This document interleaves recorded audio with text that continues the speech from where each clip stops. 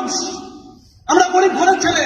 আমার মা ছোটবেলা থেকে আমাকে একটা কথা বলতো, বাবু তোর বাবার রিক্সা চালায়, পড়াশোনাটা মন দিয়ে করবি, নাহলে কেউ ভিক্ষাও দেবে না।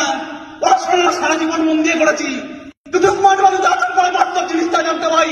ছোটবেলা থেকে পড়াশোনা করার পরে বাস্তব জিনিসটা জানতে পাই, আমার মা কতটা সরল, আমার মা বাবা কতটা সরল। যে আমার মা আমাকে ছোটবেলা থেকে একটা জিনিস শিখিয়েছে, বাবু পড়াশোনাটা মন দিয়ে কর, নাহলে কেউ ভিক্ষাও দেবে না।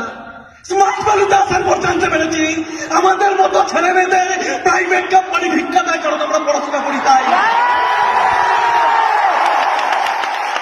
ওই ধীরুভাই আম্বানির তো পড়াশোনা লাগে না, ধীরুভাই আম্বানির পড়াশোনা লাগে না।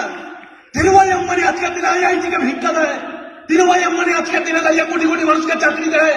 আমি কেন পয়দা হইনি ধীরুভাই আম্বানি হওয়ার জন্য? এই ভেতরের আওয়াজটা কে জাগিয়েছে? এই ভেতরের আওয়াজটা জাগিয়েছে। আমরা নর্মাল মানুষ।